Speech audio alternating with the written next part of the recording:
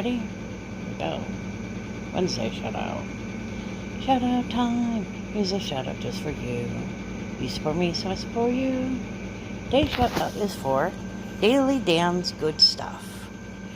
Description of the channel is a new channel featuring rare comic books, TV shows in the 50s, 60s, 70s, and 80s.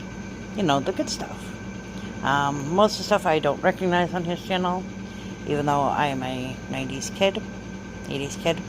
I remember a lot of the 80s or the 90s. But it's an interesting channel.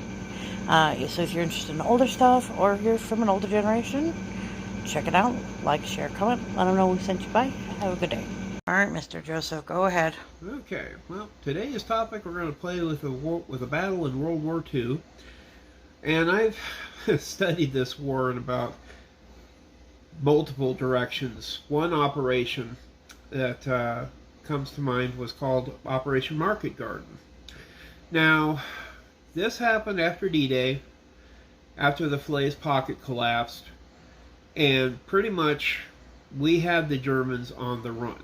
They were being chased across France, up into Belgium, up into Holland, and we ran into two problems. Our first problem was that we were taking land faster than we could get supplies up to. To the point, we actually built a system of trucks called the Red Ball Express that was taking supplies that were being put on the beaches at Normandy, run up highways to the front lines, then they would turn around and come back again. Now, the problem with this is that we had captured several major cities in areas to the north.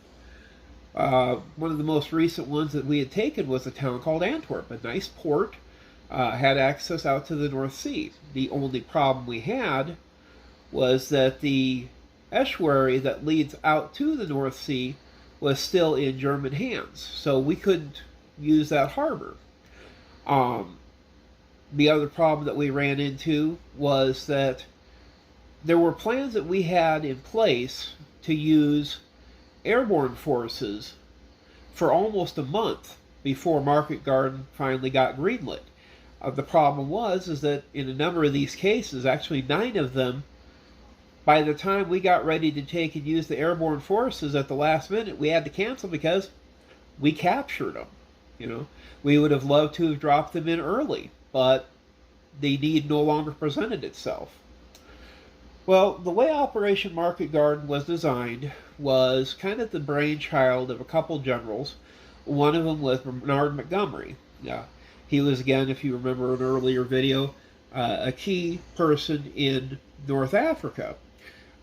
He had the idea of taking several divisions of soldiers, both American, English, and even a Polish group, and hit several key bridges in southern Holland, and then use them to leapfrog into Germany. The idea was that they could end the war earlier if we were able to seize those bridges and suddenly have a free access right to Berlin.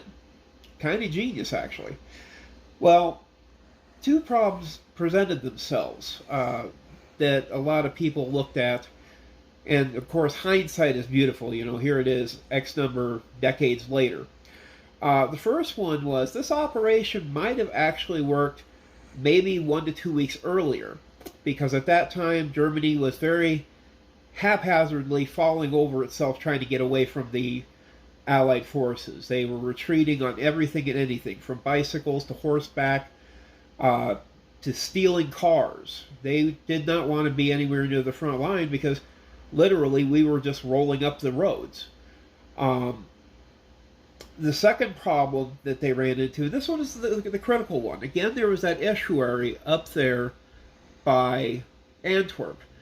There was over 80,000 soldiers sitting up there by the estuary on both sides. And what wound up happening is this army, 15th Army, not only was able to cross the estuary, but then start hampering Operation Market Garden at its upper point. Now, under the files of interesting, when they talk about all these different soldiers and units that they ran into. Um, the primary airborne forces that we used, we had our 101st, the Screaming Eagles, already have a great reputation as being airborne fighters. Our 82nd Airborne, another good group. The British, they put up their 1st Airborne Division, known as the Red Devils. They would be key in going after the town of Arnhem. And then, of course, the 1st Individual Parachute Brigade of Polish with Sosabowski. Wonderful person, dedicated hard fighter, hated the Germans with a passion, for obvious reasons. But as the forces were getting ready to line up, the idea is that they would again take, there's a total of 9 bridges that were on the main route going north. Affectionately was nicknamed Hell's Highway because, well, like any good plan, things never go according to plan as soon as the first bullets start to fly. Once they would take those key bridges, 30 Corps would go up this highway, British Second Army, cut up through Arnhem, cross the Rhine, and then go right into Germany. Another force that was kind of getting this operation mobilized is that they were having a problem with V2 rockets, Vengeance rockets hitting England, and they wanted to try to cut off those launching sites. As it was, a lot of people will say it was a what-if battle.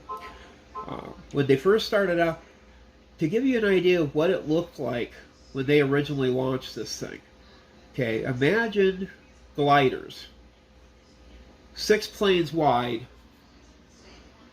and 3 miles long, leaving England. Just plane after plane after plane. From what I understand, Model, the guy who was originally in charge of glider actions for Germany, saw this, and he made the simple comment, if only I had this many planes.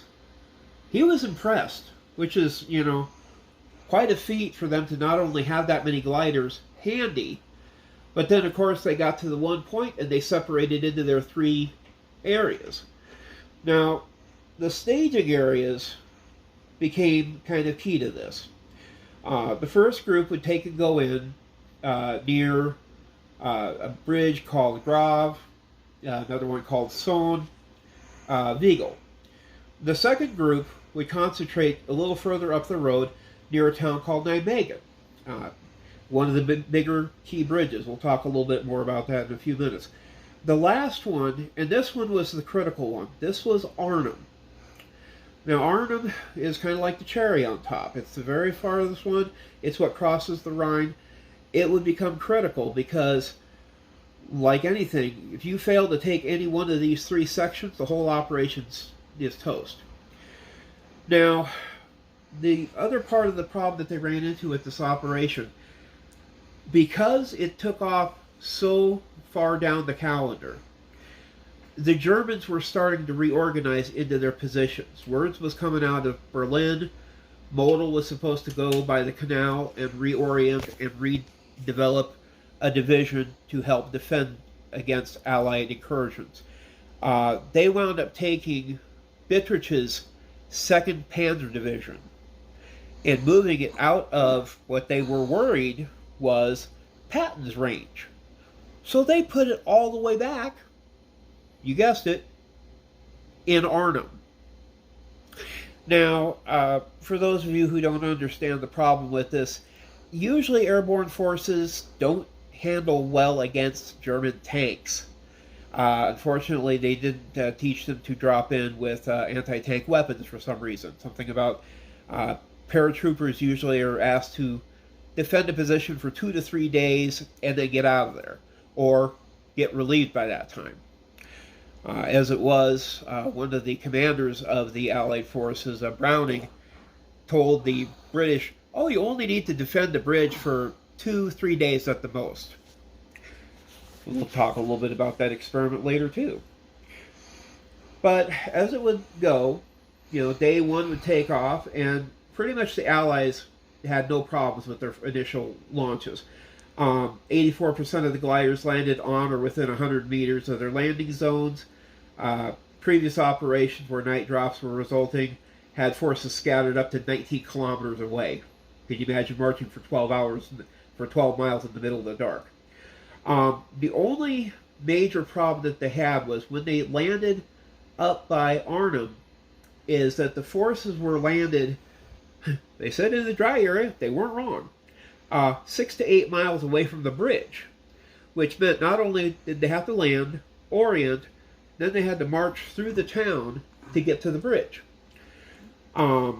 There were some losses, enemy aircraft, flak, German reports were heavy but inaccurate. By the time of the end of the first day, all the water crossings were 100% Allied hands or German troops prevented them from using the crossings, except for the large Nijmegen Bridge. Now, to the south, the 101st met little resistance, captured 4 of their 5 bridges. After a brief delay caused by some 88mm guns and a machine gun post, the bridge at Son was blown up by the Germans on approach. Later that day, several small attacks by the German 59th Infantry Division were beaten off. Small units of the 101st moved south of Son towards Eindhoven, one of the key staging areas. And later that day, they made contact with German forces. Elements of the 44th Royal Tank Regiment were advancing with the 8th Corps section, assisting the 101st. Now, to the north, 82nd arrived with a small group dropped near the Grave, securing the bridge. They also succeeded in capturing a vitally important bridge over the Maas-Waal Canal, the Lock Bridge at Human. Now, the 82nd concentrated these efforts to seize the Grosbeek Heights. The Grosbeek Heights were one of 2 key important structures that sat above so that they could, take a look at approaches coming in. Capture the high ground. Old-fashioned rules apply. Now, the capture was able to give a good blocking position to prevent Germans from doing a counterattack near the Reichswald and deny the heights to German artillery observers. Browning, the commander of the 1st Airborne Army, agreed with the assertions of Gavin, the commander of the 82nd, that the heights were a priority. Gavin wanted to occupy the Grave and Meuse Canal bridges before the Nijmegen Bridge. He would also attempt to seize the Nijmegen Bridge only when these were secure, thus releasing troops for Nijmegen. Before the operation on September the 15th, Gavin verbally ordered Lieutenant Colonel Lindquist of the 508th Parachute Infantry Regiment to send a battalion to the Nijmegen Bridge after landing. He decided there were enough troops for the other objectives. Lindquist later understood that he should send a battalion after the regiment was completed. Earlier assigned to the targets, Lindquist's battalion approached the bridge that evening, delaying the seizure of the bridge. Battalion was stopped by an SS unit that is driven south from Arnhem. Now, part of that SS unit turned around and returned to Arnhem, but found the northern end of the Arnhem Bridge occupied by the British 1st Airborne. So, technically, the British Airborne completed half of their task on day 1. For the irony of it, in an attempt to cross the bridge, most of that SS unit were killed, including the commander. I wonder why, Now, the 508th had the hard task of capturing the long Nijmegen Highway Bridge, if possible, but because of communication issues, they couldn't start until late in the day. Gavin's orders to the Colonel Lindquist of the 508th was to move without delay onto the Nijmegen Road Bridge. Now, Lindquist's men, there was almost 2,000 men in this group. The jump was perfect, 90% assembled at 3 o'clock in the afternoon. A commander of 3rd Battalion wrote later that we couldn't have landed under any better circumstances. The irony was that they were still sitting around at 6 p.m., and Gavin was asking, why haven't you gotten to the bridge yet? Well, the same disadvantage the British had in Arnhem, dropping many miles from their objective. If they'd attacked earlier, they would have faced only a dozen German ridge guards. By the time the 508th attacks, troops of the 10th SS Reconnaissance Battalion were arriving. So, because they had to wait around, the Germans started showing up in force, making the objectives get a little bit harder each time. Now, capturing this bridge, Nijmegen was interested in 2 ways. They would capture Nijmegen by hitting both ends of the bridge at once. to the degree they were already worried that Nijmegen's bridge was going to get blown by the Germans guarding it. One guy, one of the commanders, I think it was Model, actually was worried that they would blow the bridge and cut off German reinforcements. He didn't want to blow the bridge. His other commander was insistent that they blow the bridge and deny the Allies the advantage of attacking north. So it was kind of a cross-communication mix-up. Don't you love it when commanders can't get their orders straight? But as day one was going through, again, you had all these gliders coming out. The Germans were completely caught off guard. They had no idea what was going on. Interestingly enough, there was a glider that went down close to Germany. And for some reason, somebody was dumb enough to bring along a copy of the blueprints for the operation. These were seized and taken to headquarters, and the general at the time didn't believe them. He's like, there's no way the Allies would do something this foolish, especially since it was stamped not to leave England all over the thing.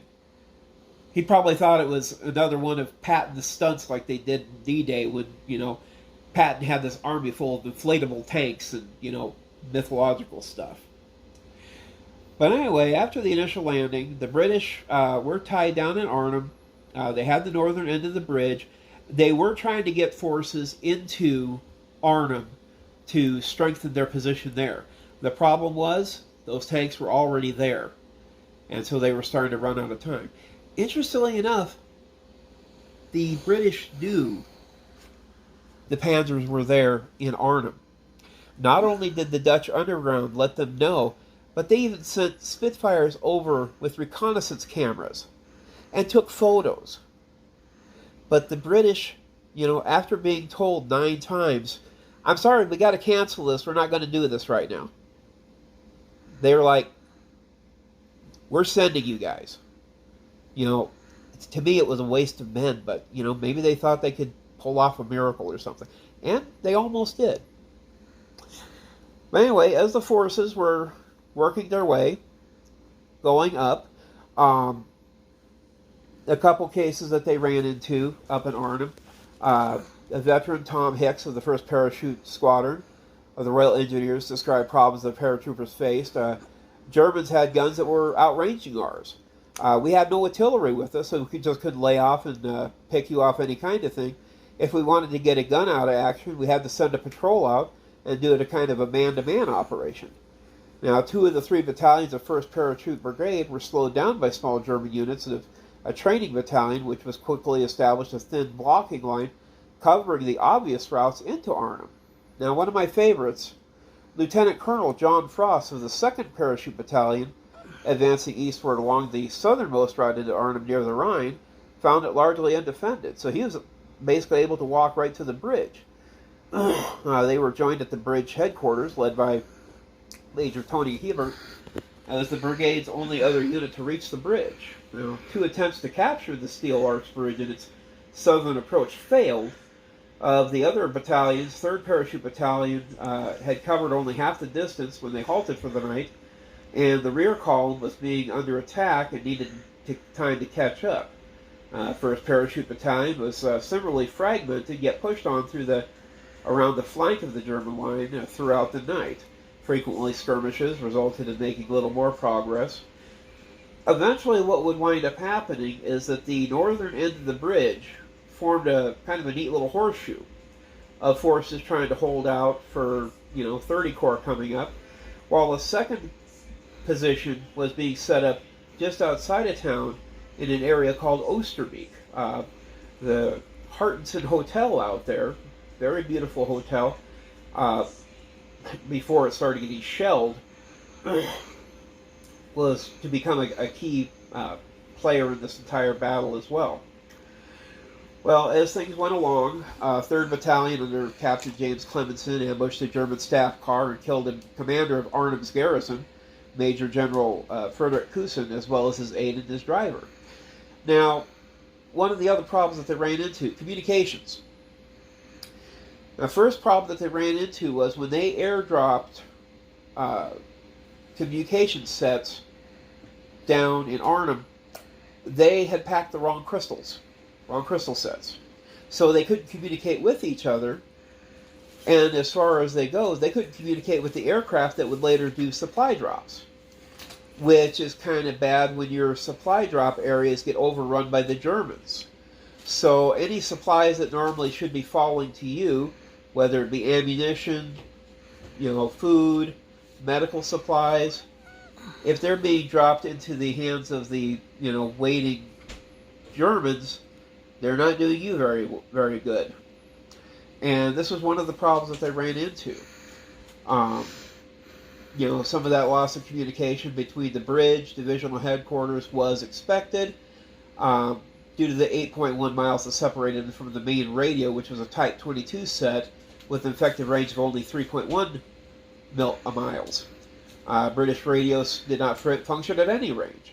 Some had difficulty receiving signals for just a few hundred meters, and others received nothing at all.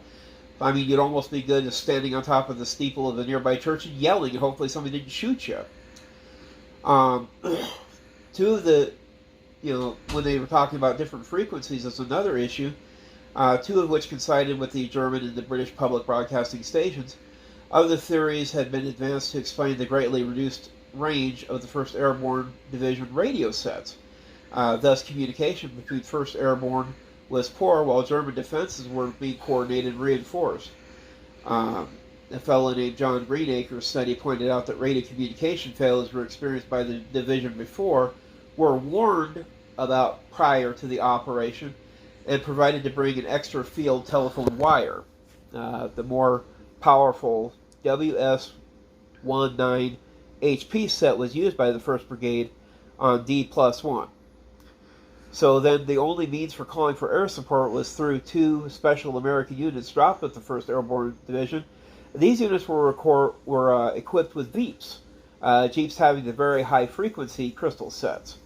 It was found impossible to communicate with aircraft on the higher of 2 frequencies and this set could not be tuned to a lower frequency. Despite efforts to retune them, one set was soon destroyed by mortar fire and the other was abandoned the next day, cutting the only possible link with the RAF fighter bombers. Pilots were under orders not to attack on their own initiative, since from the air there was no way to distinguish friend from foe. Together with poor weather, this led to a lack of air support. Not good situations to be with. Well, finally we got to the point. The morning of the 17th September, Horrocks was given the confirmation the operation was to take place that day, and at 12:30, he received the signal that the first wave of airborne forces had left their bases in the UK with a set time for the ground attack to start in 2 hours. At 2:15, 300 guns of the Corps' artillery opened fire, firing a rolling barrage in front of the 30 Corps start line that was about 1 mile wide and 5 miles in depth. I can imagine this was louder than you can imagine.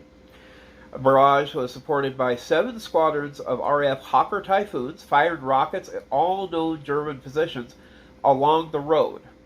The advance was led by tanks and infantry of the Irish Guards and started on time when Lieutenant Heathcote, commanding the lead tank, ordered his driver to advance. The lead units of the Irish Guards group had broken out of the 30 Corps bridgehead on the Maastricht Canal and crossed into the Netherlands by 3 o'clock.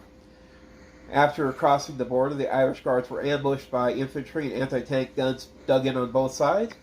Portions of the artillery barrage were refined, and fresh waves of the Hawker Typhoons were called in, making a mess of everything on both sides of the road. Now, I am not sure if it was properly quoted, but there was rumor that after this particular engagement had happened, one of the commanders had told his man, "Quite a thing, this war, isn't it?" And the guy says, "You don't know the half of it." He says, "Well, what do you mean?" He says, "Well, this section of the road that we're on right now, sir, this is the wide part. They're going to go all the way from the breakout line to Arnhem on a 2-lane highway. Up above the flatlands, kind of swampy lands, and hope that this doesn't happen yet again. Not exactly a good omen for the start of a battle. As Horrocks had expected, the Irish Guards would have been able to advance the 13 miles to Eindhoven in only 2 to 3 hours. However, they only covered 7 miles. The operation was already starting to fall behind schedule. In Valkenwaard, engineers were moved up to construct a Class 40 Bailey bridge over the stream, and it was completed within 12 hours. So, they did have a lot of ideas to back up their initial launches, just in case the bridge did get knocked out. Now, the Germans, were already working in plans on how to handle counter effects. Model, who was in the Oosterbeek area, village to the west of Arnhem, when the British began to land in the countryside, he quickly deduced the likely focus of the attack, and after evacuating his headquarters, organized defenses. Bittridge sent a reconnaissance company of the 9th SS Panzer Division to Nijmegen to reinforce its bridge defenses, and by midnight Model had gained a clear picture of the situation and had organized the defense of Arnhem. Confusion usually caused by airborne divisions was absent at Arnhem, and the advantage of surprise was lost. This would become critical. Again, during the operation, the Germans allegedly recovered a copy of the Market Garden Plan from the body of an American officer who should have been carried into combat. Now, day 2, the Allied weather forecasters correctly predicted that England would be covered in fog for the morning. So, second lift was postponed by 3 hours as thick low clouds began to develop over the southern part of the battle group. This hampered relief forces, extra divisions being dropped in, and so all air operations were going to be kind of spotty depending on which days they would be able to work with. 7 of the next 8 days had poor weather, and all air operations were canceled for the 22nd and 24th of September. This was only day 18 of September. Now, 1st and 3rd Parachute Divisions pushed towards the Arnhem Bridge in the early hours, made good progress, but were frequently halted in skirmishes. You're talking town to, basically house-to-house fighting in a tightly packed town of Arnhem. The Germans, of course, were trying to reinforce their positions, cut off any resupply forces, and as well attack those key houses around the northern end of the bridge. Sometimes battalions would fragment a little bit, split up, reinforce. Early in the day, 9th SS Reconnaissance Battalion sent south the day before concluded. They weren't needed in Nijmegen, so they returned to Arnhem. Now, Arnhem and Nijmegen is separated only by about 6 to 8 kilometers, not very far away. Now, though the British, were aware, with their situation, the SS tried to cross it anyway, were beaten back by heavy losses, and they even knocked out another commanding officer, a Hamsfurther Victor Grabner. By the end of the day, the 1st and 3rd Parachute Battalions that had entered Arnhem and were within 2 kilometers of the bridge with approximately 200 men, 1/6 of their original strength. Most of the officers and non-commissioned officers were killed, wounded, or captured. With the second lift delayed by fog, they were able to get a second group in. The 4th Parachute Brigade, consisting of the 10th, 11th, and 156th Battalions of Parachute Regiment, commanded by Brigadier General John Winthrop Hackett, and the C and D companies of the 2nd South Staffordshire Regiment. Down further south, this 82nd Airborne group was able to make their run, working on the Groesbeek Heights, east of Nijmegen. 505th Parachute Infantry Regiment defended against the German attacks in Horst, Grafwergen, and Reithorst. Earlier in the day, German counterattacks seized one of the Allied landing zones where the second lift was scheduled to arrive. 508th Parachute Infantry attacked and cleared the landing zone by 2, capturing 16 German flak pieces and 149 prisoners. Delayed by weather in Britain, the second lift didn't arrive until 3:30. This lift brought in elements of the 319th, 320th Glider Field Artillery Battalions, 456th Parachute Field Artillery Battalion, and medical support elements. 20 minutes later, 135 B-24 bombers dropped supplies from low level. Now, 101st Airborne, they were working around Eindhoven. Faced with the loss of the bridge at Son, they unsuccessfully attempted to capture a similar bridge nearby at best, but found the approach blocked. Other units continued moving to the south and eventually reached the northern edge of Eindhoven. And by 0600, the Irish Guards Group resumed their advance while facing determined resistance from German infantry and tanks. Now, by noon, the 101st Airborne was met by the lead reconnaissance units from the 30 Corps, and by 4 o'clock, radio contact alerted the main force that the Sun Bridge had been destroyed and requested that a Bailey Bridge be brought forward.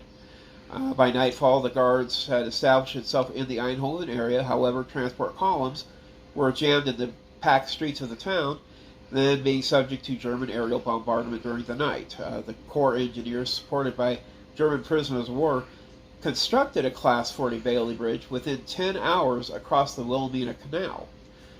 During the day, the British 8th and 12th Corps, supporting the main attack, had forged bridgeheads across the Meuse-Escaut Canal while facing stiff German resistance. The 50th Northumberland Infantry Division was transferred from 30 Corps to 8th Corps to help relieve the 30 Corps from having to secure the ground gained thus far. Now, going off of the standard calendar, they should have been across the Saône like 6 hours earlier. But, again, when you lose a bridge, it throws the timetable off a little bit. Now, day 3, this is the day that they should have already been to Arnhem. They haven't even crossed the bridge at Nijmegen yet. This is when they started realizing that they were going to start running into problems. The forces up in Arnhem were already starting to run out of supplies, men, units. More work was being put into to try to cross, not only get the Arnhem Bridge fully under control, but also to try and get the Nijmegen Bridge liberated and freed up. Now, this is also the same time that the forces that were over at the Schwet Estuary were starting to hamper efforts along the highway. Now, again, it's a 2-lane highway, and you've got a stream of vehicles coming out of Belgium, maybe a good 10 to 12 miles long.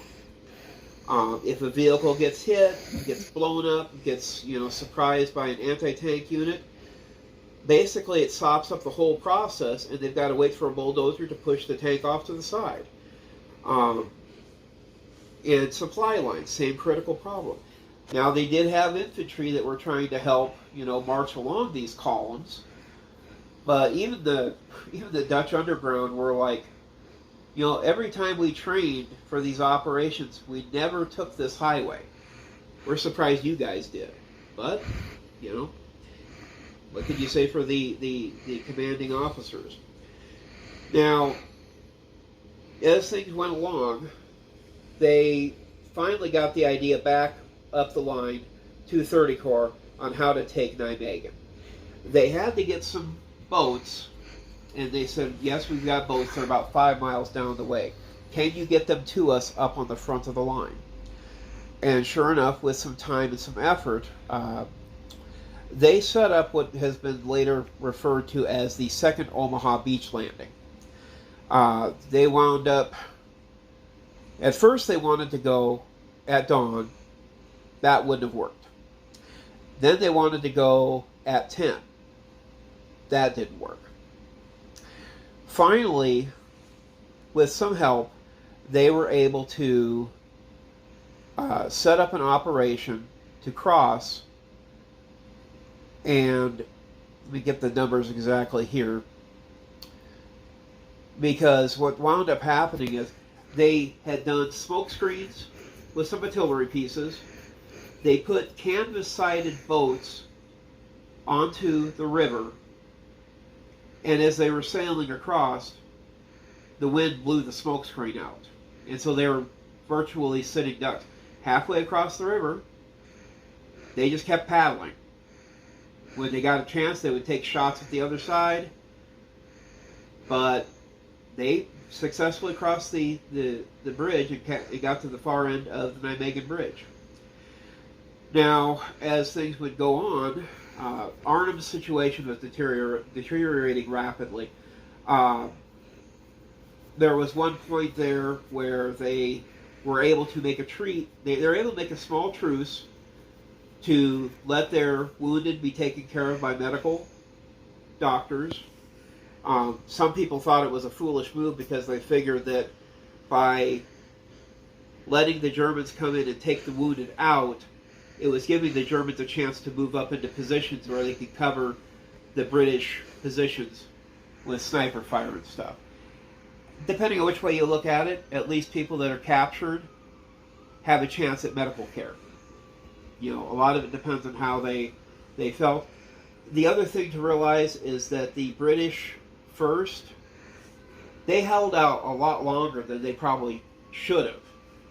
But, I mean, towards the end, they were using knives, and, I mean, they were using German equipment against the Germans. They were that low on supplies. One doctor, whose nickname was Taffy Brace, was actually using paper bandages to try to keep men alive. So, kudos to the medical facilities. But, anyway, they wound up having the battle at Nijmegen's Bridge. Thanks to a Dutch underground person who was able to get in on the bridge and snip the wires, they kept the bridge from being blown up. Tanks were successfully able to cross the bridge. They got to the far side. They linked up with the forces. And then about a mile down the road, they stopped. Now, at the time that they stopped, the British first were still on the bridge at Arnhem. They were dying up there. And it really frustrated the hell out of the American soldiers. They're like, why don't you keep going? It's only 6 kilometers. They're like, we need to wait for our infantry to come up. Now, I did do some further research on this. There is a nugget of truth here, because it turns out that there was another German commander between Arnhem and Nijmegen, and he had some Tiger tanks sitting and waiting. And if those guards' tanks would have went north, they would have been blown to pieces. Now, at the same time, it's just a question on, you know, maybe they would have gotten through. It's anybody's call. 3 tanks against, you know, maybe 6. At the same time, again, the supply lines going up Hell's Highway, they were dealing with issues where several of the tanks had to turn around, go back down, help reconnect the supply lines. But as the times were ticking along, the forces up at Arnhem by day 4, they, you know, still had the bridge. Frost himself would get wounded. He was pulled out with the forces that were hurt. Frederick Gough took over as commander, leading a remnant group in the withdrawal from the bridge. They finally made the decision, you know, we can't stay here any longer. The German commander pretty much decided to just start opening fire on any house on the north side of the river, one after another. And in a way, it was the only way that they could successfully get the British rooted out of those buildings. They told one story of a German guy who went in to capture a British guy, and the guy literally let out a gasp and died. He spent all his energy trying to fight and survive, and it was just too much for them. The ones that did manage to get out towards Oosterbeek, set up at the hotel, they developed a little salient with the back to the river, and they attempted to make a kind of a standpoint there. Of course, one of my favorite little tidbits here is that the last radio message that was broadcast from the bridge, out of ammo, God save the king, was only heard by German radio intercept operators. Now, when they pulled out of Arnhem, they still had this pocket over at the Oosterbeek area. That's where the Harsensen Hotel was. The phrase that they liked to use in that was, Hexencell. Roughly translated is into witch's cauldron. The Germans had this pocket surrounded on three sides, and their principal idea was that they would squeeze it off from the river and eventually destroy it.